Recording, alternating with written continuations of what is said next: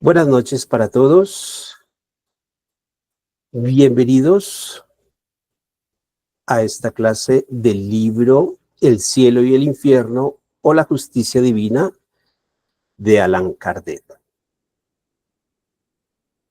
Vamos a iniciar la primera parte. Ustedes recordarán, la clase anterior vimos la introducción de este texto del libro del cielo y el infierno de Allan Kardec y vamos a iniciar ya con la primera parte del texto. Y aquí vamos a abordar el primer capítulo que se titula La nada y el porvenir. Entonces ya sin más preámbulos, me voy a disponer a compartir mi pantalla con ustedes y vamos a iniciar el recorrido por el primer capítulo del libro El cielo y el infierno. Bueno, entonces tenemos El cielo y el infierno, primera parte, capítulo primero, el porvenir y la nada. Aquí el maestro Allan Kardec inicia haciendo unas preguntas, haciendo unos cuestionamientos precisamente acerca de este tema, acerca del porvenir y acerca de la nada, que básicamente es como las dos opciones que tendría el ser humano ante ese cuestionamiento que hicimos en la clase anterior sobre el destino de cada uno de nosotros, aquí en el planeta Tierra, obviamente. Entonces, dice aquí el maestro Allan Kardec, nosotros vivimos, pensamos, obramos, ¿cierto? Tenemos una vida en el plano material. Y todo esto, dice él, pues es positivo. Pero es innegable que como todas las cosas materiales, pues igual nosotros, nuestro cuerpo físico, nuestro cuerpo material, pues está sujeto a todos los cambios de la materia. Y es indudable que tarde que temprano habremos de morir. Eso es indubitable, digámoslo de esta manera. Entonces dice el maestro Allan Kardec, bueno, dejando la tierra, ¿a dónde vamos? ¿Qué será de nosotros? ¿Estaremos mejor o peor de lo que hemos estado aquí en el plano físico? ¿Seremos o no seremos?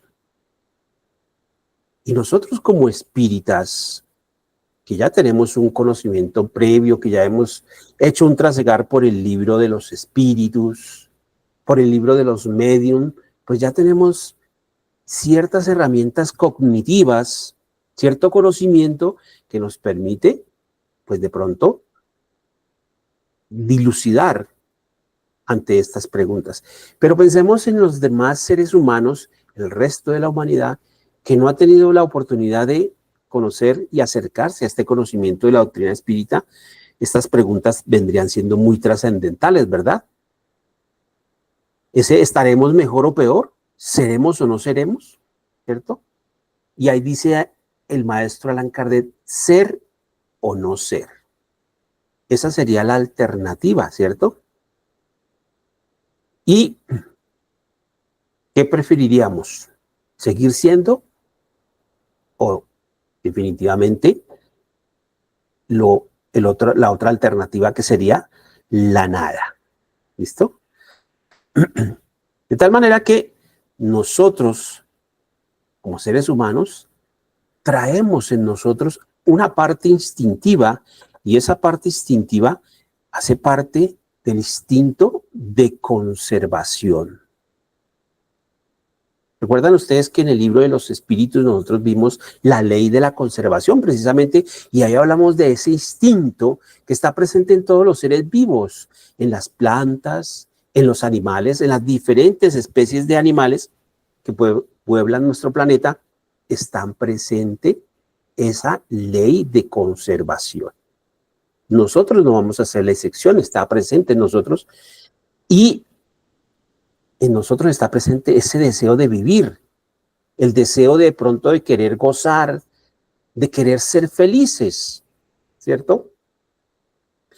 Pero cuando a uno por más feliz que uno esté, y de pronto viene al pensamiento la idea de que en cualquier momento nosotros vamos a dejar de existir aquí en el plano físico, ¿cierto?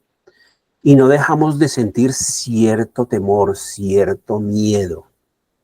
Y como lo veíamos en ese entonces en el libro de los espíritus, nos dicen los espíritus superiores, el mismo miedo que sentimos al pasar del plano físico al plano espiritual es el mismo miedo que pueden sentir los espíritus estando allá en esa dimensión y saber que tienen que venir para acá.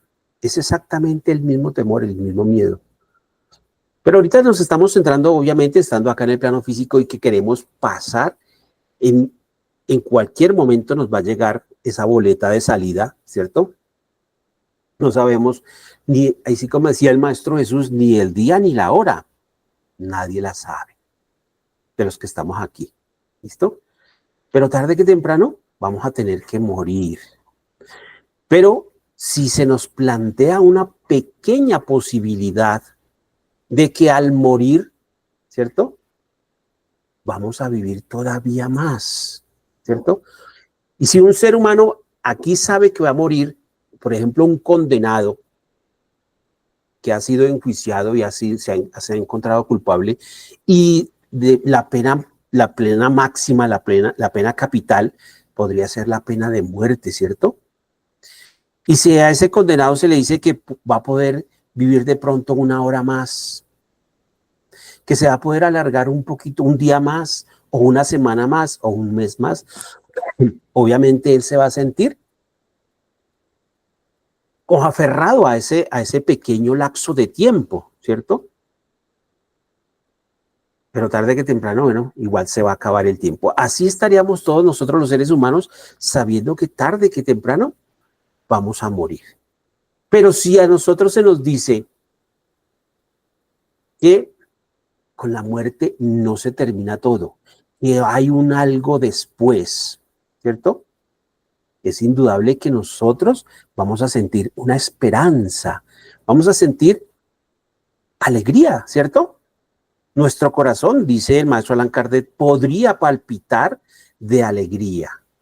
¿Listo? Entonces, ¿por qué razón algunos seres humanos se empeñan en acabar con ese soplo de esperanza, ¿cierto? Por esas aspiraciones que tenemos todos los seres humanos a la dicha, a un porvenir mejor, ¿cierto? Y algunos seres humanos se empeñan en querer desvanecer esa esperanza, desvanecer esa ilusión. Y esto sucede con muchas sectas religiosas, con muchas doctrinas religiosas, ¿cierto? Inclusive algunas filosóficas plantean y afirman que no hay nada después de esta vida. Y ahí tenemos que pensar indudablemente en el mismo materialismo. Esa doctrina del materialismo que estaba vigente a mediados del siglo XIX, en la época del maestro Allan Kardec, ¿cierto? Y de ese materialismo dialéctico que surgieron muchas corrientes y muchas doctrinas. Inclusive de ese materialismo dialéctico salió inclusive hasta el comunismo, ¿verdad? Entonces, todo esto lo plantea aquí el maestro Allan Kardec en esta parte inicial del capítulo, plantea estos cuestionamientos. ¿Dejaremos de ser o no dejaremos de ser? ¿Listo? Vamos a continuar en nuestro recorrido. Y aquí se plantea este axioma: ante la aniquilación total, ¿para qué querer ser mejor? ¿Cierto? Perdón. Dice el maestro Allan Kardec, ¿acaso existe algo más aflictivo que el pensamiento de la absoluta destrucción? ¿Cierto? Ante eso, pues uno podría llegar a pensar, bueno, ¿para qué el afecto? ¿Para qué el cariño que le profesamos a nuestros seres queridos que están más cerca a nosotros? De pronto a nuestros vecinos, a nuestros amigos, nuestros compañeros de trabajo, en sí todo el entorno social en el cual nosotros nos movemos, ¿cierto? ¿Para qué ese afecto? Y uno podría decir, ¿para qué la inteligencia? ¿O para qué el progreso? ¿Cierto? Inclusive cuando cada uno de nosotros tenemos la oportunidad de ser muy laboriosos, muy industriosos y poder trabajar, ¿cierto? Entonces uno diría, bueno, ¿para qué todo lo que hemos adquirido? Todo eso sería perdido. Estamos hablando de pronto de beneficios, de cosas materiales, eso sería perdido. Sería aniquilado ante esa aseveración de que después de la muerte no hay nada. Que nuestra alma se destruye. Se destruye el cuerpo físico y el alma con él. Que es la postura de los materialistas, ¿verdad? Nosotros sabemos que la doctrina del materialismo, los materialistas dicen que el alma es una consecuencia de estar vivos. Es decir, el organismo, somos un organismo biológico y este organismo biológico tiene una manifestación en base a toda su estructura interna, a todo su funcionamiento, a su fisiología, ¿cierto? Entonces ellos dicen que el alma es una expresión, es una consecuencia, la causa es el organismo y la consecuencia es el alma, pero que al morir el organismo, ¿cierto? Pues el alma desaparece con él. Y esas manifestaciones de alegría, de tristeza, de risa, de llanto, de placer, de dolor, se pierden ineludiblemente cuando cesa el funcionamiento del cuerpo físico. Entonces, queridos hermanos, no podemos, y digámoslo así, si aplicamos la lógica y la razón, esto iría en contra de ese planteamiento de aseverar que el alma desaparece cuando desaparece el cuerpo físico. ¿Listo? Entonces dice aquí el maestro Allan Kardec, ¿qué necesidad habría de esforzarse en querer ser mejor? ¿Cierto? En nosotros, cada uno de nosotros, en reprimir nuestras pasiones, sobre todo si esas pasiones no son muy buenas, porque ya sabemos que existen bajas pasiones, así como existen pasiones que propulsan al ser humano a hacer cosas grandes, ¿cierto? Por ejemplo, los artistas, los músicos, los pintores, los escultores, son apasionados por su arte, ¿cierto? Es una buena pasión, pero también existen pasiones que si el ser humano, el espíritu, no sabe controlar, pues puede cometer grandes errores. Se puede endeudar kármicamente, ¿listo? Entonces, dice aquí el maestro, ¿para qué reprimirse en refrenar esas pasiones? ¿Cierto? ¿Para qué fatigarse en querer desarrollar más la inteligencia? Si podríamos decir, eso no tendría ningún fruto, ¿cierto? El pensamiento de que mañana ya esto no nos va a servir para nada. Entonces el destino de nosotros sería 100 veces peor que el del bruto. Y cuando dice aquí Allan Kardec, el bruto, ¿a qué hace referencia? Pues a nuestros hermanos inferiores, a los animales, ¿cierto? Porque ellos no tienen la inteligencia desarrollada como la tenemos nosotros los seres humanos. Entonces, yo les digo a ustedes, ¿cuáles son las aspiraciones de un animal, por ejemplo, una mascota, un animal doméstico que convive con nosotros, un perrito, por ejemplo, o un gatico? Las aspiraciones de ellos es que no les falte el alimento, ¿cierto? Poder dormir, alimentarse debidamente, si tienen la oportunidad de reproducirse, obviamente, porque está en su misma naturaleza, en su misma parte distintiva, la ley de conservación, ¿cierto? La ley de la reproducción, ¿cierto? Entonces, como nosotros, seres humanos, la inteligencia más desarrollada aquí en el planeta Tierra, estoy hablando obviamente de nuestro mundo, la inteligencia más desarrollada es la nuestra, pues no, sencillamente, si se nos pierden todos esos estímulos de progreso, ¿cierto? Ante la nada, ante la aniquilación total, ¿cierto? Se perdería todo estímulo. toda satisfacción. Inclusive se pueden llegar en algunas personas a perder los apetitos materiales, ¿cierto? ¿Para qué progresar? ¿Para qué tener una casa mejor? ¿Cierto? Descuidaríamos la ley del progreso. Sin la aspiración a un porvenir, pues podríamos aventurarnos a decir que la humanidad estaría irremisiblemente perdida. Pero la lógica y la razón nos dice al interior que esto no puede ser posible. Vamos a continuar en este recorrido. Y aquí Allan Kardec aborda una doctrina que él la llegó a titular la malsana y antisocial doctrina del nihilismo. Y esa palabra nihilismo hace referencia a una corriente filosófica en la cual se dice que el porvenir no existe, que existe es la nada. Es aniquilación total. Entonces dice Allan Kardec antisocial, es decir, que va en contra de la sociedad. Y todos nosotros sabemos que el ser humano es un ser eminentemente social. La misma psicología nos lo afirma. Somos seres eminentemente sociales. Y en el libro de los espíritus superiores nos lo dijeron. Existe la ley de sociedad, ¿verdad? Y ya nos lo dijeron que si nosotros nos aislamos de la sociedad, pues nos estancamos, no podemos progresar.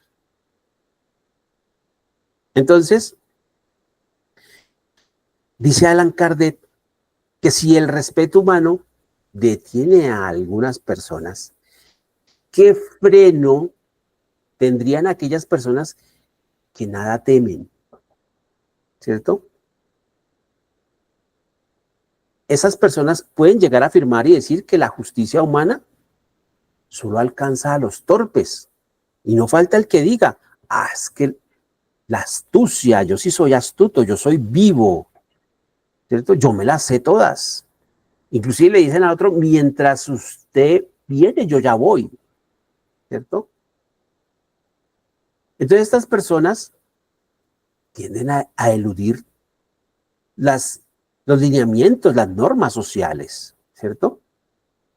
Entonces dice Allan Kardec, no hay una doctrina más malsana y antisocial que la del nihilismo, porque ese nihilismo rompe con los lazos de la solidaridad y de la fraternidad.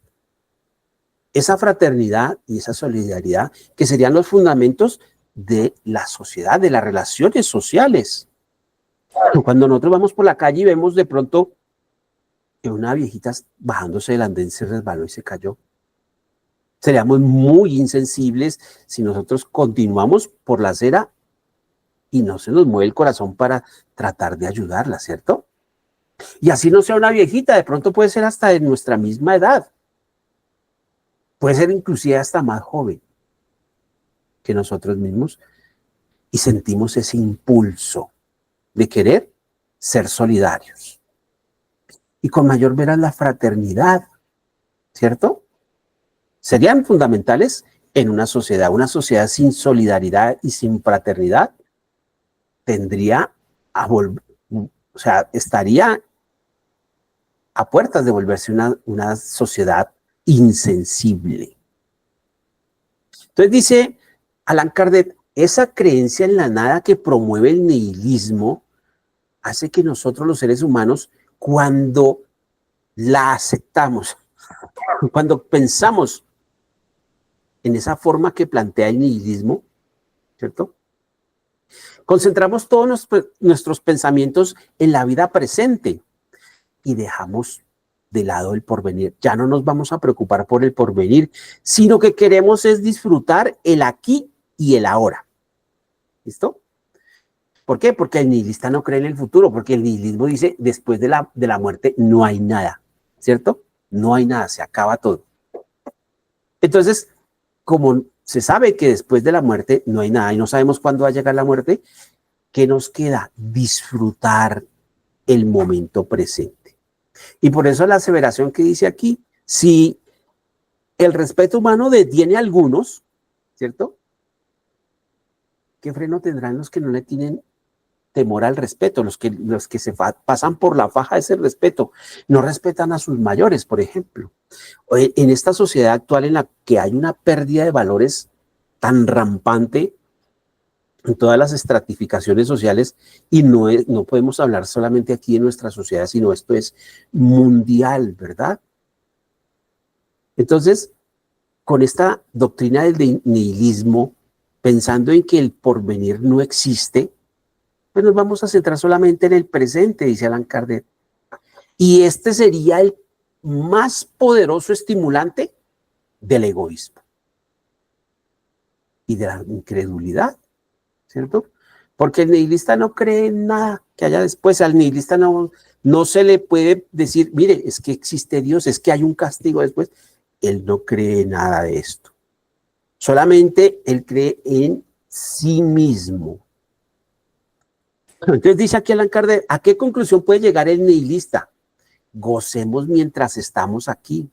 Gocemos lo más posible, puesto que con nosotros todo concluye. Gocemos a prisa, rápido, ¿cierto? Porque no sabemos cuánto vamos a durar. Inclusive los mismos nihilistas pueden plantear este otro argumento, que dice Allan Kardec, es mucho más grave para la misma sociedad. Gocemos a pesar de todo, cada uno para sí. La dicha aquí es del más listo, del más vivo, del más sagaz, ¿cierto? Entonces ahí entramos en ese cuestionamiento acerca del nihilismo. Esta doctrina que dice Allan Kardec es muy malsana y antisocial. Entonces aquí, con respecto a este nihilismo, dice Allan Kardec, el nihilismo destruye la sociedad y lo puede hacer, y eso es lo más preocupante, lo puede hacer en forma aislada. Y él plantea aquí un ejemplo y dice, bueno, vamos a suponer que existe un pueblo, una población, ¿cierto? Y a esa población se difunde la noticia por todos los rincones, en todas las casas, ¿cierto? En toda la sociedad de esta población, se le difunde la noticia de que esa población va a desaparecer. Y que puede ser dentro de 8 días, dice aquí el maestro Allan Kardec, puede ser dentro de un mes, o incluso puede ser dentro de un año, ¿cierto? Y que al cabo de este tiempo esa población habrá desaparecido en su totalidad. Ningún individuo de esta población va a sobrevivir. Que no va a quedar huella de ninguno de ellos después de la muerte. Entonces dice aquí Allan Kardec, ¿qué hará durante este tiempo? Si ponemos el tiempo de un año, por ejemplo, ¿qué harían estos habitantes? ¿Será que van a trabajar para su mejoramiento y su instrucción? ¿Para querer ser mejor? Se van a desestimular, ¿verdad? ¿Será que se van a sujetar al trabajo para poder subsistir, para su manutención, ¿cierto? ¿Será que van a respetar los derechos y los intereses y la vida de sus semejantes? Posiblemente pueden haber robos, ¿cierto? Pueden haber saqueos. Algunos van a decir, ¿yo para qué voy a trabajar? Y empezaría a haber escasez de alimentos. O la prestación de servicios, inclusive, ¿cierto? Algunos de ellos, ¿será que se van a someter a las leyes y a la autoridad que ya estaba establecida allí? O sabiendo que después no hay que gozar aquí, pues van a tratar de infringir las leyes, inclusive de no respetar a esa sociedad. Inclusive no respetar la autoridad y la más legítima, dice el maestro, la autoridad paternal. Respetar a nuestros mayores, ¿cierto? Entonces, ¿se obligarán estos individuos de esta población a algún deber? Dice Allan Kardec, seguramente no, ¿cierto? Entonces, ¿cuál es la conclusión que trae con este ejemplo aquí Allan Kardec? Lo que no sucede en masa, ¿cierto? la doctrina del nihilismo lo realiza cada día en forma aislada. Porque no se necesita que yo me haya inscrito en una escuela filosófica o en una universidad para estudiar filosofía y letras, ¿no? Y que conozca el nihilismo y me haya identificado. Cada uno de nosotros, muchos seres humanos, pueden tener esas ideas ya innatas, provenientes de una existencia anterior. Entonces, este es el camino más rápido a que se prolifere el egoísmo. Y esto, queridos hermanos, es lo que ha sucedido. Si nosotros analizamos nuestro contexto social, histórico también, nuestra sociedad, todo cómo ha evolucionado a través de los siglos. Últimamente vemos precisamente cómo prolifera en el grueso de la población esa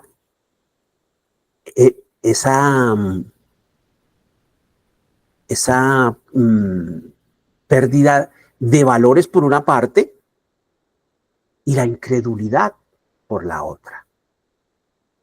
Entonces las personas no creen en nada.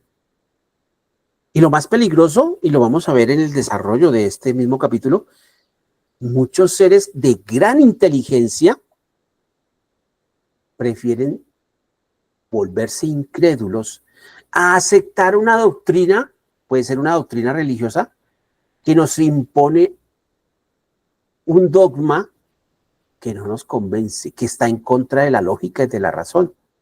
Entonces yo prefiero ser incrédulo a aceptar una doctrina que algunos, y con el respeto de muchas sectas religiosas, pues la pueden considerar hasta ridícula.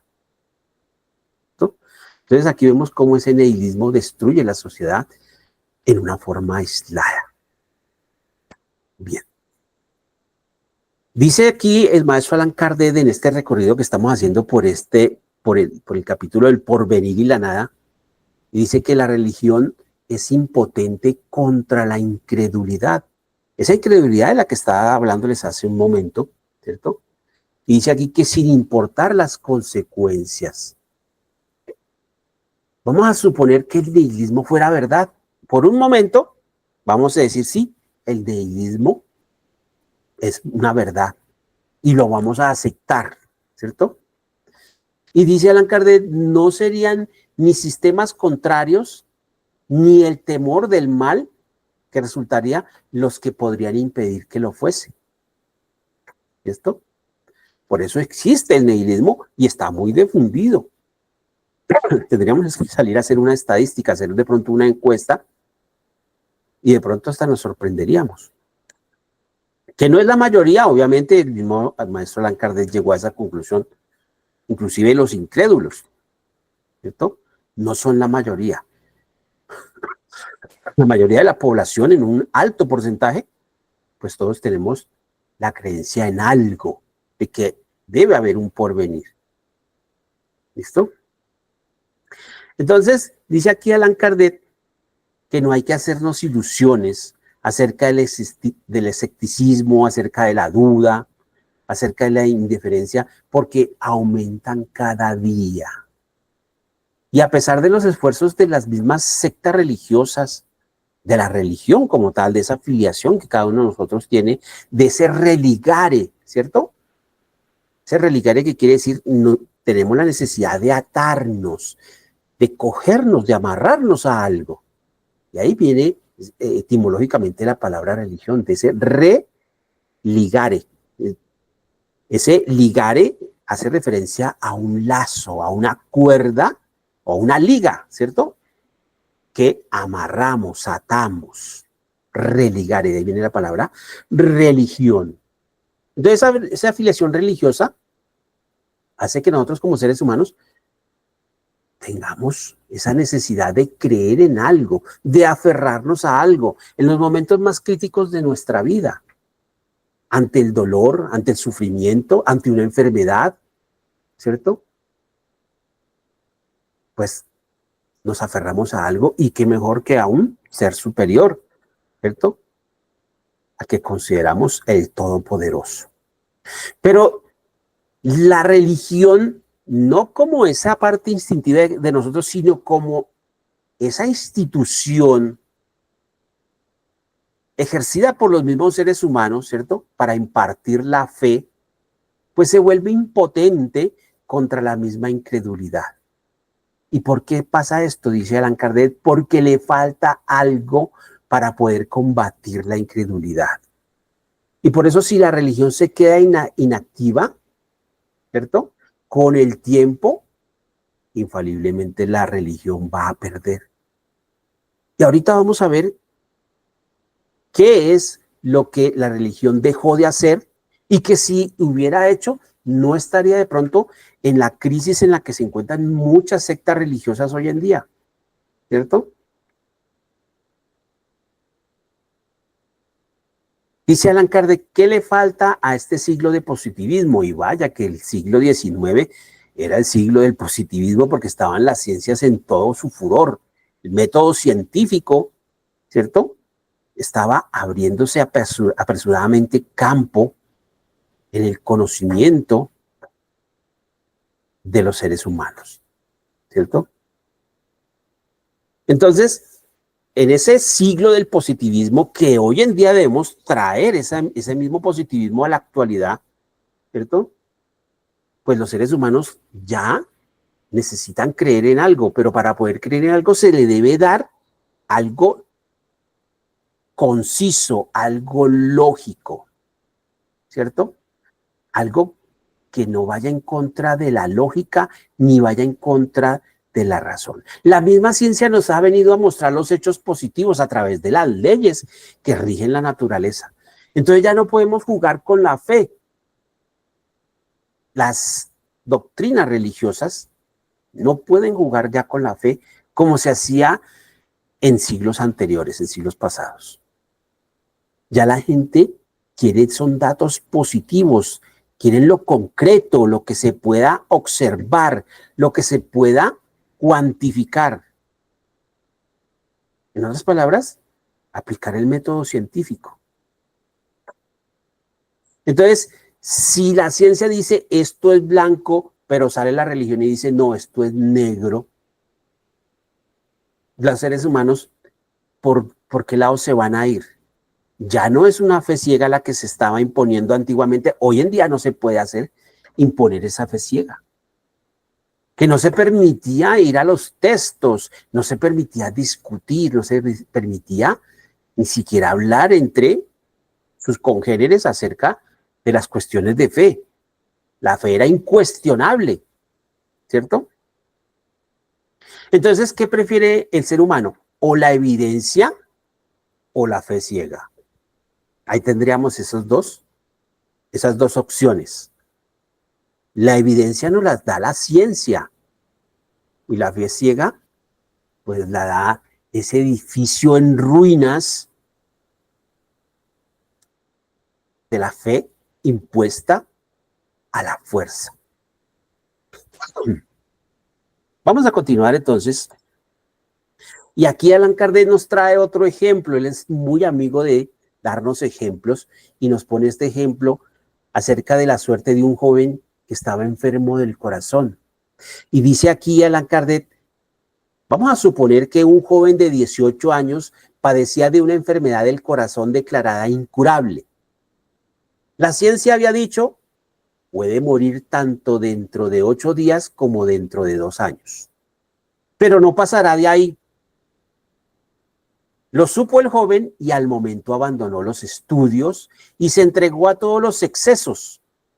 Cuando se le decía lo peligroso que era en su situación esa vida desordenada, contestaba, ¿qué me importa? Puesto que solo he de vivir 2 años. ¿A qué cansar mi imaginación?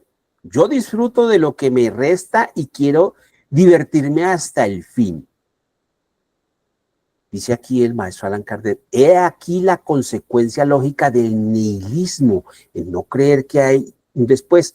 Y como el joven sabía que iba a morir, pues ¿qué le importaba lo demás? Por eso hasta dejó sus estudios, ¿cierto? Detuvo su progreso y se dedicó a gozar, a disfrutar. Pues dice Allan Kardec, He aquí la consecuencia lógica del nihilismo.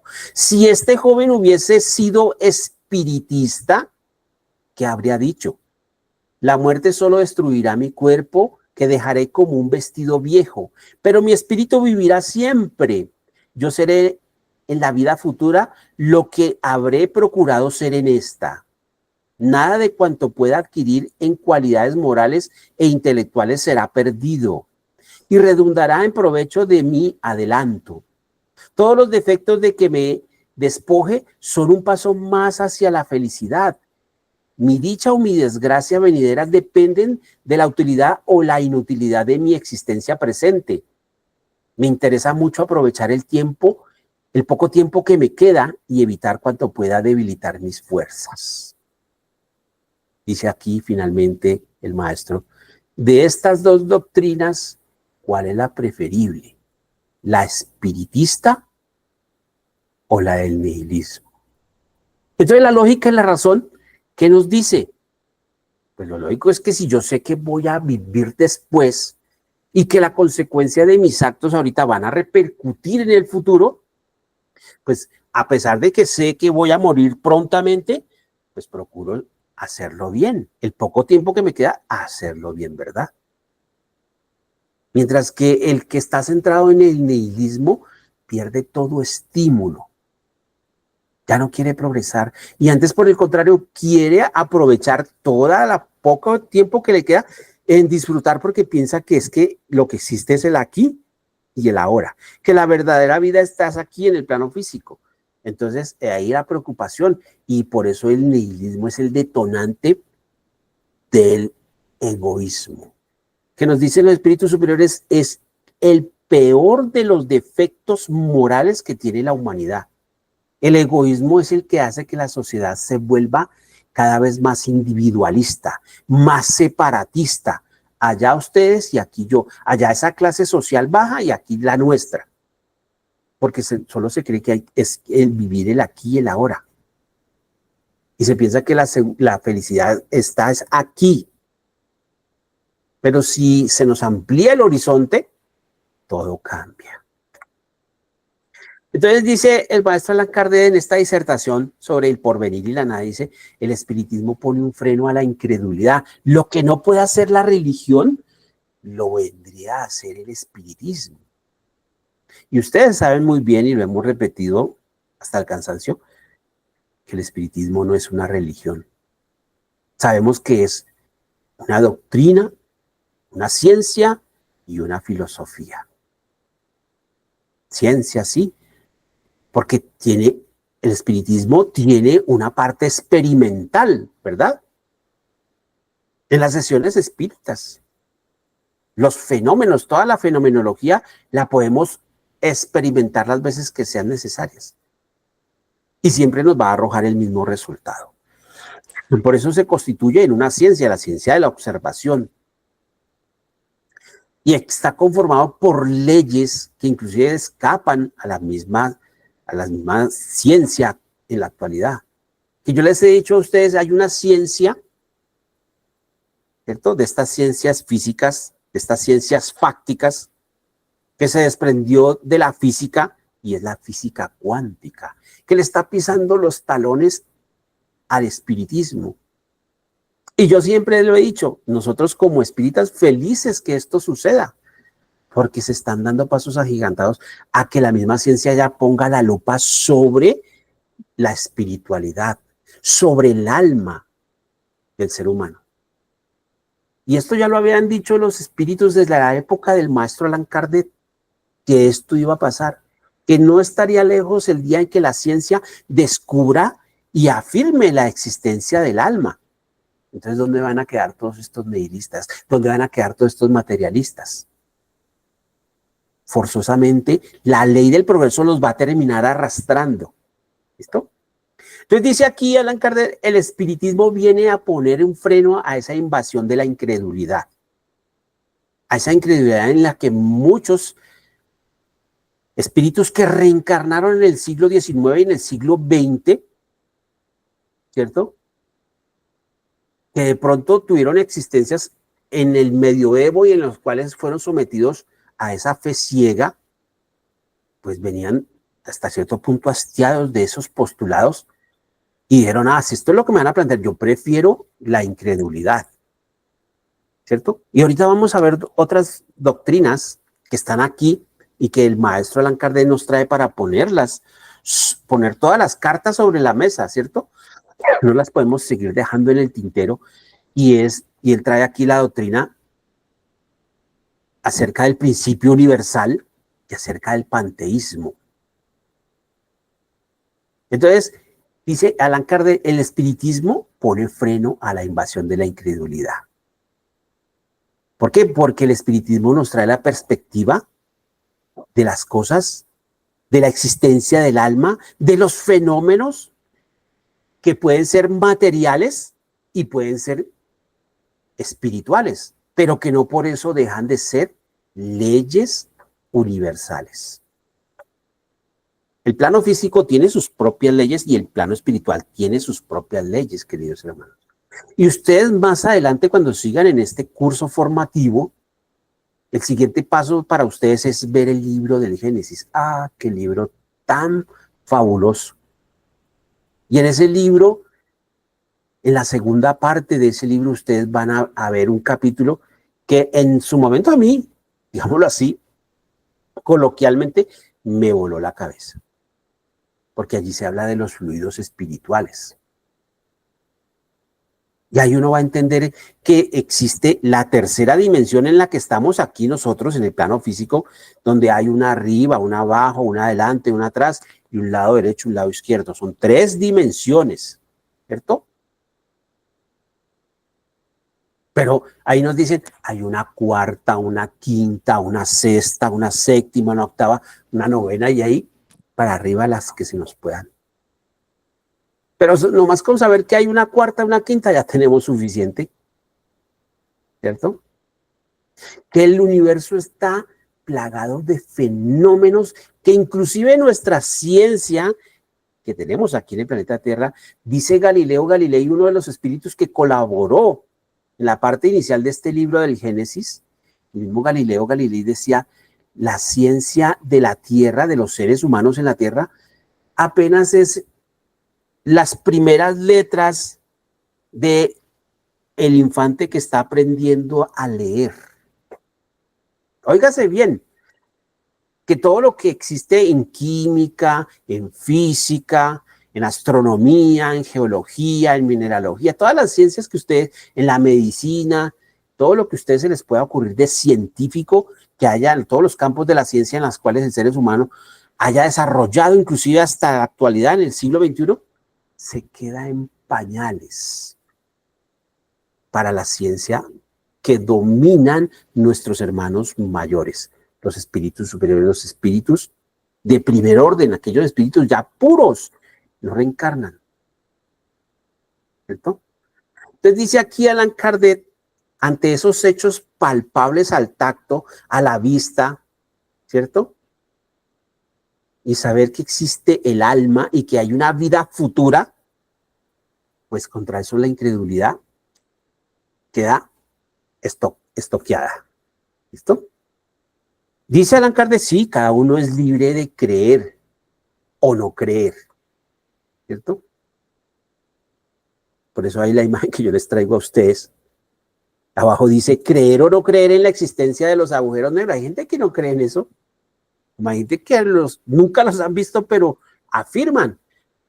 Y la ciencia de la astronomía afirma la existencia de los agujeros negros. Y uno le pone lógica y ve fenómenos que están ya registrados por los instrumentos o los aparatos que tienen los astrónomos, los científicos hoy en día para sondear y estudiar las diversas regiones. Lo poco que se ha podido determinar de lo que es el universo realmente, que ustedes cuando estén, vuelvo y reitero esta parte del libro del Génesis, cuando vean el libro del Génesis, ustedes se van a quedar vislumbrados de lo majestuosa y grande que es la creación, la obra de nuestro Padre Celestial. Y ahí podemos nosotros entender lo microscópicos que somos, que considerando, digámoslo así, al cuerpo del ser humano comparado con una simple bacteria, con una amiba que habite en una pequeña fracción del intestino del ser humano, digámoslo así, inclusive nosotros comparados con el universo no seríamos ni siquiera esa bacteria, seríamos mucho menos que eso.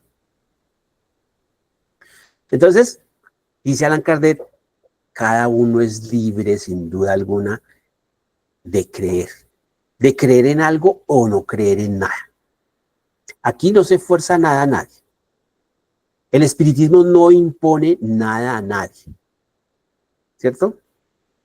Entonces, aquellos que quieren hacer prevalecer en la mente de las masas y sobre todo de la juventud, dice Allan Kardec, ¿cierto?, la negación del porvenir, y para eso se apoyan en su autoridad, en su saber, en su orgullo, ¿cierto?, en su ascendiente que tienen a través de una posición jerárquica. Por ejemplo, los jerarcas de las iglesias, de las sectas religiosas, ¿cierto?, se apoyan en esa autoridad que los mismos feligreses les dan. Entonces se atreven a decir esto. Las comunidades científicas que se atreven a negar precisamente el porvenir. Esas corrientes, esas doctrinas filosóficas que salen, y gracias a lo que sucedió en su momento con Federico Nietzsche, Friedrich Nietzsche. Por eso se atrevió a formular la teoría del superhombre y negar la existencia de Dios. Yo a veces pienso, bueno, ¿qué pasará con Nietzsche hoy en día? ¿Dónde estará ese espíritu? Es innegable que él ha tenido que seguir evolucionando, no se ha podido quedar estático. Y de pronto él habrá pedido una nueva oportunidad de venir al plano Tierra y enmendar sus postulados filosóficos, ¿cierto? Pero, ¿por qué ustedes ponen, pero por qué le permitieron o por qué Federico Nietzsche le permitió sacar esos? Por eso dice aquí Allan Kardec, cada uno es libre de creer o no creer. Y por eso se les permite a estos espíritus venir de pronto con esos postulados y difundirlos en el planeta Tierra ante la sociedad. Pues porque eso es un ejercicio para desarrollar nuestra inteligencia, que nos tengamos las dos opciones al frente, a ver para qué lado vamos a tomar, ¿cierto? Entonces, estos individuos, dice aquí Allan Kardec, que se dedican a promulgar la negación del porvenir, ¿cierto?, y siembran en la sociedad esos gérmenes de turbación y de disolución, como lo hace el mismo nihilismo. Estos seres humanos contraen una grave responsabilidad. Se endeudan kármicamente. Entonces es importante que nosotros nos vayamos analizando todas estas posturas que nos pone aquí el maestro Allan Kardec. Aquí vamos a pasar a una de estas doctrinas que yo les mencioné anteriormente, y Allan Kardec la trae. Aparte del nihilismo, entonces encontramos que existe una doctrina que es la doctrina de la absorción en el todo universal. Esta doctrina es muy parecida a la del panteísmo. Ustedes recuerdan que eso lo hablamos en el libro de los espíritus, ¿cierto? Inclusive se hizo un esbozo en el primer capítulo. Perdón. Se hizo un esbozo en el primer capítulo, en el libro primero del libro de los espíritus, el capítulo 1, que se habla de Dios, ¿cierto? En la parte final, Allan Kardec coloca allí un postulado acerca del panteísmo, de esta doctrina del panteísmo, que es muy hermana del todo universal, de esta doctrina de la absorción en el todo universal. Entonces, ¿qué dice esta doctrina del todo universal? Dice Allan Kardec, esta doctrina que asegura no ser materialista, digámoslo así, como que saca pecho en esa parte, ¿cierto? ¿Por qué? Porque como no es materialista, admite la existencia de un principio inteligente fuera de la materia. Digámoslo así, la creencia de un ser espiritual, de un alma, ¿cierto? Entonces, esta doctrina de la absorción en el todo universal que asegura que cada uno de nosotros como individuos hemos tomado de ese todo universal, o sea, se supone que existe un alma gigantesca llámele alma o llámele energía, algo gigantesco de la cual cada uno de nosotros tomó una partecita para que pudiésemos existir. ¿Listo? Entonces, al momento del nacimiento, cada uno de nosotros se apropia de una partícula de ese principio inteligente, de ese principio universal. Y eso es lo que viene a constituir nuestra alma y eso es lo que le va a dar vida a nuestro cuerpo físico. Aquí se habla todo lo contrario, el materialismo, ¿cierto? Mientras que el materialismo asegura que el cuerpo físico es el que le da vida al alma, y cuando el cuerpo físico desaparece, el alma también lo hace. Aquí nos dicen, no, nosotros al nacer tomamos una parte de ese todo universal, y ese todo, esa partecita que tomamos, esa fracción, constituye nuestra alma y es lo que nos da la vida, la inteligencia y el sentimiento, o sea, las manifestaciones del alma, ¿cierto? Esto es una doctrina que muchos creen en esto. ¿Listo? Y que a la muerte, ¿qué sucede en la muerte? Esa alma sigue viviendo, pero se vuelve a unir al centro de donde partió, es decir, se va a fundir en ese todo universal, en ese todo infinito. Es decir, como una gota, ¿cierto?, de agua que se evaporó del océano, se condensó en las alturas, formó una nube y que se siguió condensando hasta que se formó de vapor de agua, se formó agua líquido y esa gota se precipita y vuelve a caer al océano y se funde con ese océano, ¿cierto? Dice Allan Kardec, esta doctrina sin duda alguna, pues es preferible al materialismo puro, porque admite que hay algo, o sea, admite que hay un ser que subsiste al cuerpo físico, por lo menos aceptan de que tenemos un alma, ¿cierto? Pero dice Allan Kardec que las consecuencias terminarían siendo casi que las mismas, porque nuestra individualidad se va a perder. Vamos a ver aquí qué objeción se le puede plantear a esta doctrina, porque no es bueno, o sea, no solamente es bueno que nos hayan planteado la doctrina, sino que vean, bueno, cómo la podemos rebatir. El caso de, vamos a suponer que tenemos una discusión amigable, ¿no? Bueno, digo amigable porque es que hay personas con las cuales de otras sectas religiosas o de otras doctrinas no se puede hablar, porque solo son muy verticales y ponen su punto de vista, no se dejan a hablar, ¿no? Entonces dice aquí objeciones que se pueden plantear a la absorción del todo universal. Y aquí Allan Kardec nos pone unas preguntas que es importante y están hechas con una lógica que uno queda sorprendido.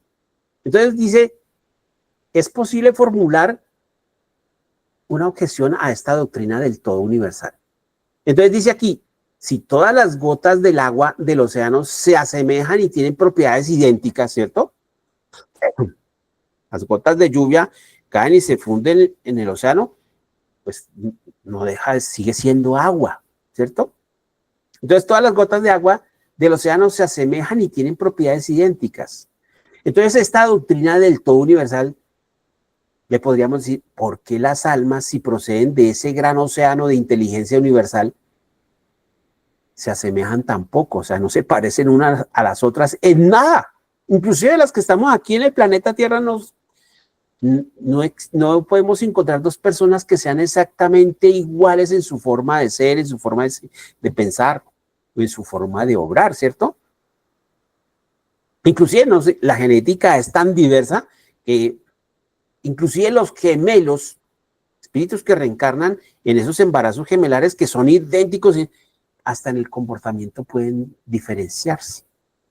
Entonces, encontrar dos almas exactamente iguales como dos gotas de agua es difícil, por eso el planteamiento aquí del maestro Allan Kardec.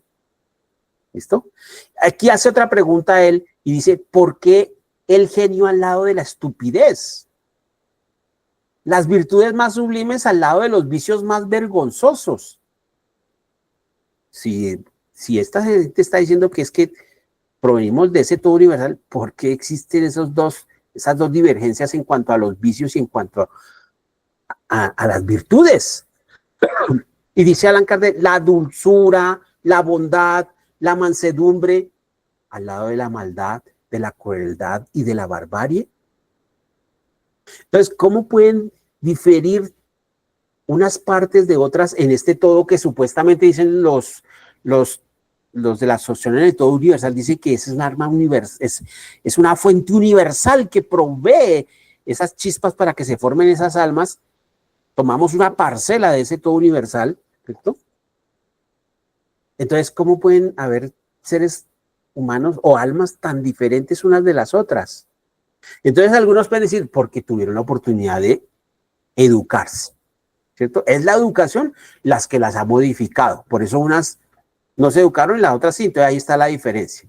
Entonces, ante este nuevo planteamiento que ellos pueden controvertir, nosotros les podemos decir de dónde proceden las cualidades innatas. O sea, una persona que acaba de nacer, supuestamente, no ha tenido educación y ya trae ideas innatas, ¿cierto? El querer ser humilde, ser sencillo, generoso, y el otro que nace siendo egoísta y no presta nada. ¿Listo? Entonces, ¿de dónde proceden esas cualidades innatas? Las inteligencias precoces que se manifiestan desde edad temprana, ¿cierto? Virtuosos para la música, para las matemáticas, para, bueno, un sinnúmero de cosas. ¿De dónde procede eso? De esa alma universal, ¿cierto? Entonces no podemos decir que sea por la educación que existen esas diferencias. Porque si fuera la educación, la educación puede modificar las cualidades intelectuales y de pronto hasta morales del alma, pero no en todos pasa esto. Porque vemos inclusive algunos que son muy intelectuales, muy educados y siguen siendo muy perversos, muy egoístas. O sea, no es la educación la que va a modular el cambio en el alma o en el ser humano, ¿cierto? Entonces dice aquí Allan Kardec, surge una dificultad muy grande. ¿Quién le da al alma la educación para hacerla progresar? Las otras almas, dicen los de esta teoría, ¿cierto? Los de esta doctrina del todo universal. Y si esas otras almas, entonces, ¿quién las educó a ellas? ¿De dónde vino todo ese conocimiento? ¿Cierto? Porque si han llegado a un progreso, tenemos que admitir que las que surgieron de ese todo universal al comienzo no eran perfectas. Entonces, ese todo universal no era perfecto, ¿cierto? Y que con el tiempo se ha ido mejorando. Entonces, si se ha ido mejorando, ¿por qué todavía siguen saliendo almas imperfectas? Ahí entonces se llega hasta las últimas consecuencias. Siguen existiendo almas que salen de allí de ese todo universal y todavía son ignorantes, porque las que progresaron y retornaron allá tuvieron que haber cambiado ese todo universal en algo. Ya hasta a estas alturas no deberías hubiera cambiado en algo, ¿cierto? Ese panorama. Pasamos ahora a la otra doctrina que plantea aquí el maestro Allan Kardec, y es la doctrina del panteísmo, que si nos vamos, el trasfondo es muy similar a la del todo universal. Entonces dice que la doctrina del todo universal, que supuestamente es ese manantial universal de inteligencia que provee de cada partecita de esas, origina un alma, ¿cierto? Y que esa alma, después de un tiempo de estar en el plano físico, retorna con la muerte, retorna y se funde nuevamente en ese todo universal. Y dice Allan Kardec, no, este no es el caso del panteísmo. El panteísmo propone algo diferente. El panteísmo considera el principio universal de vida y el de inteligencia como constituyendo la divinidad. O sea, el panteísmo dice, todo es Dios. Ese todo universal que plantean los de la absorción en el todo universal, para los panteístas eso ya es Dios. ¿Listo? Entonces ellos dicen que las almas y su propia inteligencia que procedan de allí, todo ya es Dios. Dios es a la vez espíritu y materia. Entonces ellos dicen, el cuerpo físico es Dios, todas las cosas materiales. Por dicho, el universo es Dios para los panteístas. para no ir muy más lejos y de pronto hacernos entender. Entonces ellos dicen que todos los cuerpos de la naturaleza están compuestos de la misma divinidad, que todos son elementos constitutivos de Dios. Inclusive nosotros somos parte de Dios y que Dios está en nosotros. ¿Listo? Entonces, como Dios es el conjunto de todas las cosas y de todas las inteligencias reunidas, cada individuo siendo una parte de ese todo, es decir, siendo parte de Dios, pues cada uno de nosotros seríamos Dios mismo, ¿cierto? Entonces no habría ningún ser superior e independiente que mandara sobre los demás, porque todos somos Dios. Y entonces el universo sería una inmensa república, podríamos decir que sin jefe. Porque si todos somos Dios y todas las causas naturales son Dios, ¿quién es la autoridad máxima allí para establecer un orden, una armonía, un equilibrio en el universo? Tendríamos necesariamente que decir que no, que cada uno sería el jefe con el poder absoluto. Entonces estas teorías, si ustedes se dan cuenta, se vuelven ilógicas. Y aquí vamos a ver qué objeción se le puede plantear a este panteísmo. Y dice aquí Allan Kardec, objeciones al panteísmo. Y vemos acá que no solamente es una sola objeción, sino son varias las que le podemos oponer a estos panteístas. Entonces los panteístas que dicen que la divinidad, ¿cierto? Y todas las cosas que existen hacen parte de esa divinidad. Entonces no se podría concebir la divinidad sin perfecciones infinitas. Entonces, como no se podría percibir esa divinidad, uno se pregunta, ¿cómo un todo perfecto se compone de partes tan imperfectas? Y con la necesidad de progresar, porque si, vamos a suponer, hay seres humanos o almas encarnadas que tienen cualidades, ¿cierto? Y uno podría decir, sí, proceden de Dios y Dios está en ellos. Pero entonces el caso de nosotros, o la mayoría de los seres humanos, que son delincuentes, que son asesinos, homicidas, que son corruptos, son Dios. Entonces Dios no podría ser perfecto, ¿verdad? ¿Qué pasaría? Ahí estaría pasando algo raro. Entonces, esos seres necesitan progresar. ¿Cómo van a ser parte de Dios?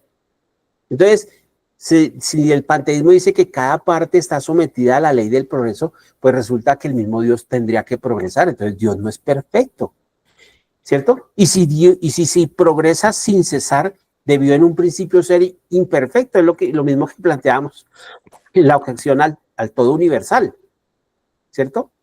Entonces, ¿cómo un ser imperfecto, dice Allan Kardec, compuesto de voluntades e ideas tan diversas, tan divergentes, pudo concebir las leyes tan armoniosas, de tan admirable unidad, sabiduría y previsión para regir todo el universo? Porque esas almas imperfectas no pudieron haber hecho esas leyes. O si esas almas contribuyeron a hacer esas leyes de la naturaleza, porque esas almas se están quejando ahora y murmuran contra esas mismas leyes que ellas hicieron. Por ejemplo, la ley de la gravitación universal, la ley de la fotosíntesis, o si vamos a ir la ley de la reencarnación, ¿cierto? ¿Por qué? Entonces, ahí habría algo ilógico y sería un contrasentido. Entonces dice Allan Kardec, una teoría solamente es verdadera si satisface la razón, si explica todos los hechos que ella misma está conteniendo, que ella misma abraza. Pero si viene un solo hecho a desmentirla, es porque esa teoría o esa doctrina no tiene la verdad absoluta. Entonces, de todo esto, del nihilismo, de la teoría o la doctrina de la absorción en el todo universal de las almas y de la misma doctrina del panteísmo, se desprenden unas consecuencias desde el punto de vista moral. Y dice Allan Kardec, ¿cuáles serían esas consecuencias? Si nosotros aceptamos estas doctrinas que son ilógicas de por sí, porque ya vimos las objeciones que se le pueden plantear, ¿cierto? Entonces, si nosotros decimos, sí, es que esas teorías existen, entonces, en la teoría de la absorción, en el todo universal, estaría implícita la pérdida de nuestra individualidad. Entonces, es igual que lo que dice el nihilismo. ¿Para qué progreso? ¿Para qué aprendo? Si sé que de todas maneras cuando yo muera me voy a ir a fundir con eso y todo el progreso que yo hice sería borrón y cuenta nueva, o sea, se va a perder, ¿cierto? Y algunos panteístas, dice aquí Allan Kardec, pueden decir, no, es que la individualidad no se pierde, se conserva. Entonces, bueno, vamos a concederles esa partecita. Bueno, sí, está bien, el alma no pierde la individualidad, ¿cierto? Entonces aquí vamos a encontrarnos con este otro contrasentido. Dios no tendría ya una voluntad única, sino sería un compuesto de millones de voluntades divergentes, porque esas almas se vuelven otra vez al todo universal, ¿cierto? Como en el panteísmo se dice que todo es Dios, entonces esas almas mueren y llegan allá, pero no pierden su individualidad. Entonces habrían unas que están por encima de otras. Entonces, ¿dónde queda Dios? Entonces Dios no tendría unidad, ¿cierto? Ante tantas millones de almas y de voluntades allí divergentes, pues cada una se supone que es parte integrante de esa divinidad. Entonces, ¿quién dominaría a quién? ¿O cuál sería más poderosa que la otra? ¿Cuál estaría por encima? ¿Cuál sería superior a las demás?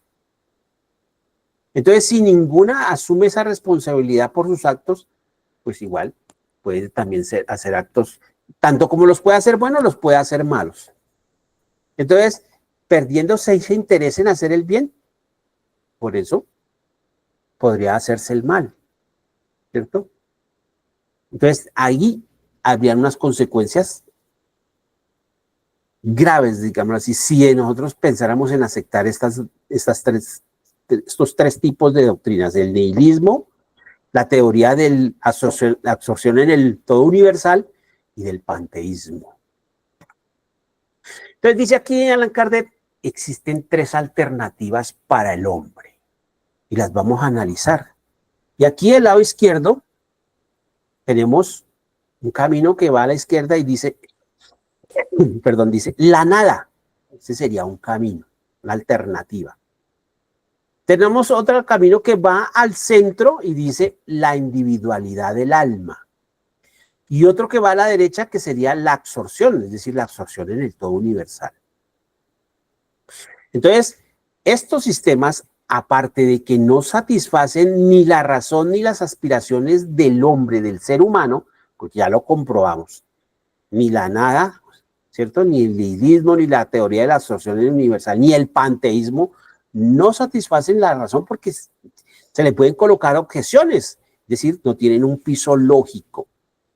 Entonces, ni satisfacen las aspiraciones de los seres humanos, pues cada una de ellas tropieza con dificultades insuperables. No pueden resolver todas las dudas que provocan. Entonces el hombre tiene estas tres alternativas, la nada, la absorción o la individualidad del alma. Esa individualidad del alma está antes y después de morir. Entonces dice Allan Kardec, la lógica nos conduce inevitablemente a esta última creencia y es también, digámoslo así, la que sería el fundamento de todas las religiones desde que el mundo existe. Entonces por eso tenemos aquí esa alternativa de la individualidad del alma, que es mejor que con todas las otras. Entonces vamos a quedarnos con esa teoría de la individualidad del alma. Entonces si nos quedamos con esa teoría de la individualidad del alma, su consecuencia lógica, ¿cuál viene siendo? Pues que la suerte de cada alma va a depender de sus cualidades personales, ¿cierto? Porque sería irracional, dice el maestro, admitir que el alma del salvaje o la del hombre perverso estuviesen al mismo nivel de la del hombre sabio, ¿cierto? O la del hombre de bien, porque no habría justicia. Entonces las almas deben tener cada una su responsabilidad, sobre todo la responsabilidad sobre sus actos. Esto para hacer que estas almas sean responsables. Y entonces aquí es donde entra en juego la discriminación. Como somos almas individuales, somos libres de escoger, tenemos libertad entre el bien y el mal, y ahí es donde entra a jugar el libre albedrío. Entonces ya no estaríamos marcados por una fatalidad, ¿cierto? Sino que es el libre albedrío el que viene a determinar la suerte de cada uno de nosotros después. Y aquí entra el maestro Allan Kardec ya en esta recta final a hablar del problema de las religiones. Y ya dejando atrás esas teorías o esas doctrinas del nihilismo, dejando atrás la doctrina de la absorción en el todo universal y del panteísmo, y ya nos quedamos con la creencia en la individualidad del alma, que es dice Allan Kardec, la que prima en la mayoría de los pueblos desde la antigüedad, y hoy en día es la que está por encima inclusive de la incredulidad. La mayoría de los seres humanos tenemos esa creencia en la individualidad, en la existencia después de la vida, con la muerte, ¿cierto? Existe una vida después del plano físico. Pues aquí entra el maestro Allan Kardec a analizar en qué pudo haber fallado las sectas religiosas. Entonces dice, todas las religiones han admitido el principio de la suerte feliz o desgraciada de las almas. O sea, estas religiones, y aquí yo traigo este ejemplo de estas religiones como el sijismo, como el budismo, como el judaísmo, como el hinduismo, como el islam y el cristianismo, ¿cierto? Aquí vemos que el sijismo y el hinduismo son religiones politeístas, pero que ellas hablan de la reencarnación, hablan de una ley kármica. El budismo también hace lo mismo. Las religiones monoteístas, ahí están el judaísmo, el islamismo y el cristianismo.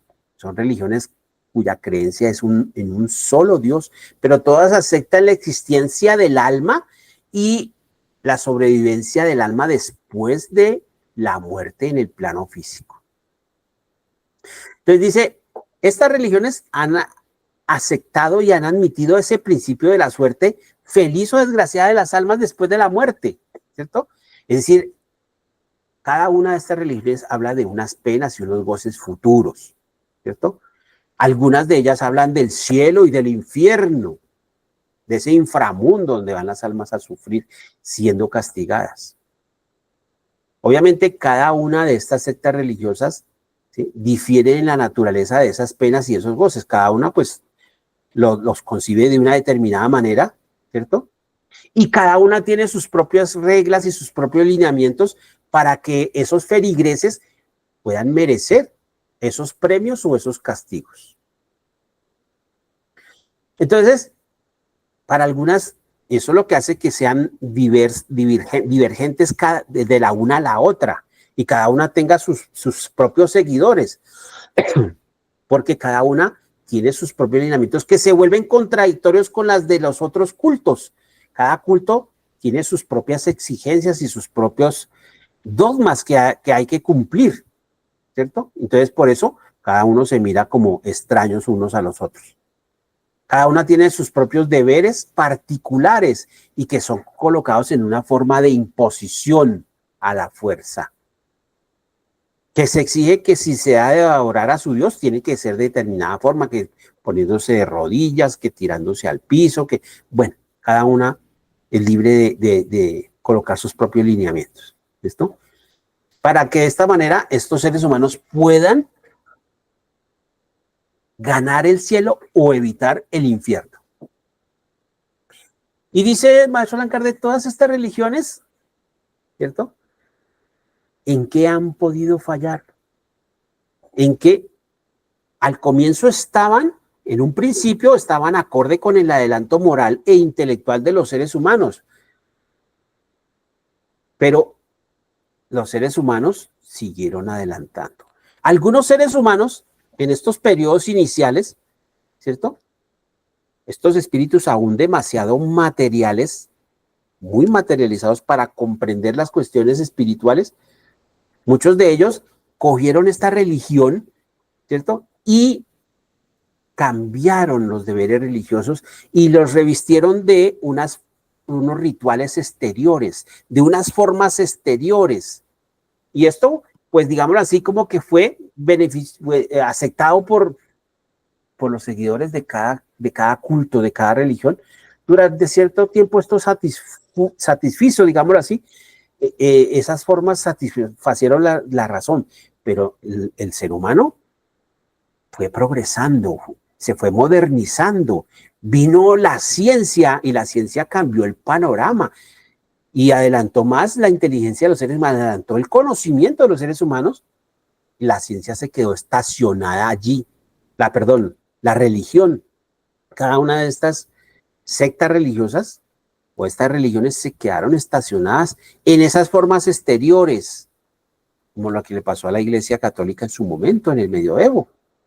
Y llegó en el momento del Renacimiento, de la Ilustración, y vino las ciencias y la Iglesia trató de ponerle freno y se le fue encima, lanza en ristre, y finalmente terminó perdiendo la batalla. Y tuvo que aceptar que la ciencia tenía razón en muchas cosas porque las evidencias eran patentes. Ya no, el caso, por ejemplo, de lo que hemos estudiado suficientemente de los paradigmas del geocentrismo y del heliocentrismo. La Iglesia en su momento negaba el heliocentrismo y decía que la Tierra seguía siendo el centro del universo. Pero finalmente la ciencia, teniendo un telescopio como el que creó Galileo Galilei, viendo que los planetas giraban alrededor de la Tierra y hacían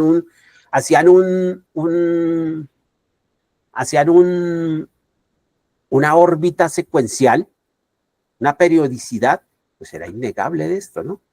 La misma sombra que ejerce la Luna sobre la Tierra, pues hizo dar a entender que la Tierra era redonda, que los planetas son redondos, la misma Tierra es redonda. Entonces, todo esto, por más que la religión trató de oponerse a la ciencia, no pudo. Entonces, ¿qué sucedió? Los seres humanos, con el desarrollo de la inteligencia, sintieron que estos postulados o estos dogmas religiosos dejaban un vacío al interior, que esas formas exteriores ya no llenaban las necesidades espirituales. Entonces, si la religión es incapaz de llenar estos vacíos, pues sencillamente estos feligreses terminaban abandonando la religión y se van a terminar volviendo filósofos, dice aquí el maestro Allan Kardec. Entonces dice Allan Kardec, lo que deberían haber hecho las religiones, estas religiones o estas sectas religiosas, ¿cierto? Si hubieran seguido el movimiento progresivo del espíritu humano, de los seres humanos, ¿cierto? Pues hoy en día no habría tanto incrédulo, no habría tanto científico que niega la existencia de Dios, niega la existencia del alma, inclusive médicos que niegan la existencia del alma, ¿cierto? Entonces, dice, lo dice el maestro Allan Kardec, y esto es una realidad. En el hombre existe esa necesidad de creer, y el hombre creerá si se le da un alimento espiritual acorde a su inteligencia, acorde a su intelecto, ¿cierto? Entonces el hombre quiere saber de dónde viene y hacia dónde va. Pero si viene una secta religiosa o una doctrina religiosa o una religión o una secta o un culto, como lo queramos decir, y le viene a señalar un fin que no corresponde ni con sus aspiraciones, ni con la idea que él se hace de Dios, y mucho menos no está de acuerdo con los datos que nos coloca la ciencia, ¿cierto?